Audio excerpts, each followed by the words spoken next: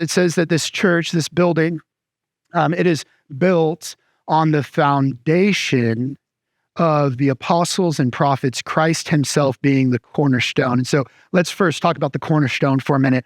The cornerstone is that first stone that is laid. It is the most important stone in the whole building process.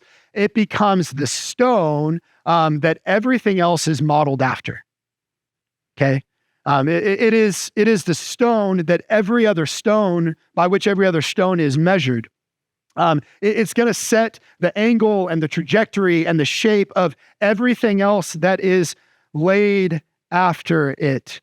So you want to build something, you start with a foundation, and when you want to lay a foundation, you're going to begin with the cornerstone. And Paul makes it abundantly clear that Jesus is that cornerstone.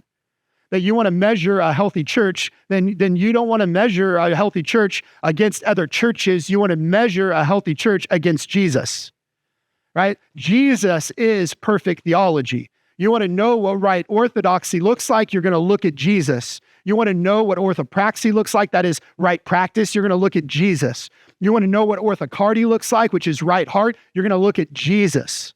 Right? Jesus is the standard of what we should look like and what we should be like and how we should act. Jesus is the standard of a healthy church, and at the center of a healthy church should be Jesus. Right? Nothing else should be the primary focus of our gathering but Jesus. Christ crucified, resurrected. And so then when Jesus is the cornerstone, he says then the apostles and prophets. And those are, it seems that Jesus, right, cornerstone, but then immediately following Jesus are apostles and prophets, which were positions of authority and teaching in the church.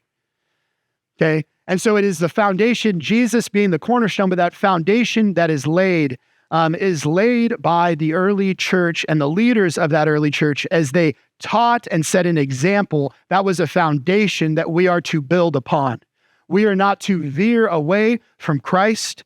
We are not to veer away from him, nor the instruction or the teachings of the early apostles and prophets. That is the foundation that was laid for the church, and we are called to build upon it. Are you with me? And actually, we're going to find out it's not primarily us who is building, it is Christ who is building. Check this out, verse 21. In whom the whole structure being joined together, okay? So just again, there's a passive sense in there. The whole structure being joined together grows into a holy temple in the Lord. In him, you also are being built together into a dwelling place for God by the Spirit. So it says this whole structure being joined together grows into a holy temple. The whole idea here is that the church is not, okay, it says structure, but it's not saying like the church is a building. Okay, it's not that Reach Rockwall is 316 South Goliad. You know that, right? But then you'll often hear people say, the church is not a building, I am the church. True? False? False. Right? A person is not the church. The people of God together are the church. Okay? It is a gathering of saints that are the church. It sounds well and good, but the church is not an inanimate object. It's not a building. It is a living organism. And that whole idea of being built, it implies that God is not done yet, that the church is still under construction, that we are being built. But it also implies this passiveness, that it is not pastors who build churches, at least God's church. Okay, it is not congregations that build churches or subcommittees that build God's churches or bylaws that build churches. It is Jesus who builds the church. It is his church. It is his body. It is his work. And the gates of hell will not prevail against it. Being joined together or fitted together. Back then, did you know back then they didn't have mortar? So I don't know what your building experiences is, but now if you build with bricks, you build with mortar. And mortar helps kind of lock those bricks in. Also, if a brick is kind of slightly out of shape, that's fine because the mortar will make up for it. You know what I'm talking about? Now, at the time, they didn't have mortar.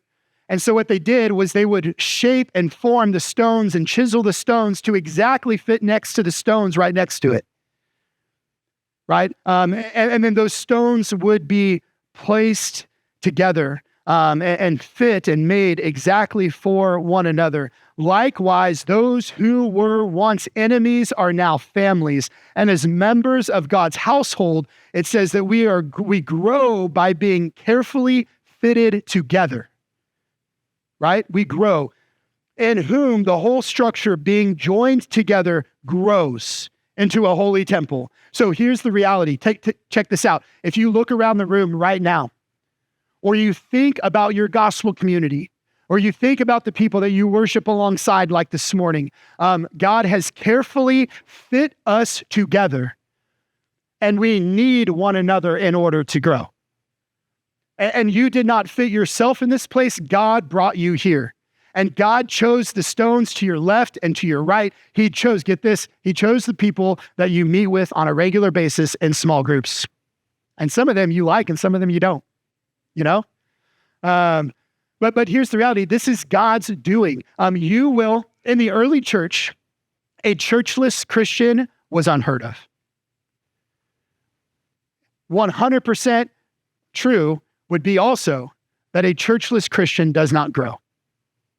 You do not grow apart from investing and belonging in a local church and allowing brothers and sisters to your left and right to be used by God to sanctify you, to form you, and to shape you. And so Jesus builds his church by grabbing stones and fitting them together. Like it or not, here it comes, right?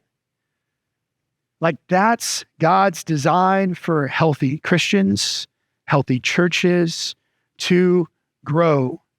The stones didn't place themselves there. And listen, if you caught this, the church has been described as a kingdom. The church has been described as a family. And the church has been described as a temple. I would argue that to the Romans, the most important thing on earth in their life was the kingdom they belonged to. To the Greeks, the most important thing on earth that they belonged to was the family. Like in Greeks, they would say that if you dishonored a family member, the gods would come after you. But if you committed a crime for a family member, the gods would forgive you. You know, like family was everything. And to the Jews, the most important thing on earth was the temple. It was the place of worship where God dwelled. Now, you could even argue that maybe it wasn't specific to those things, but 100% in that ancient culture, the three most important spheres of life were the kingdom you were a part of, the family you belonged to, and the place in which you worshiped. And Paul just takes those things and says all of that has been replaced by the church. There is nothing more important in the life of someone who claims to follow Christ than the church. I am not the body of Christ. I am not a perfect image of Christ, but the stones that God brings together, that is the body of Christ known as the church. Church was never intended to be a side hobby. It was never intended to be fit into our schedule and allowing everything else to take priority and then just to determine the spaces that we have available for Christ's body. And at the very center of all of that, all of the church is Christ, the cornerstone.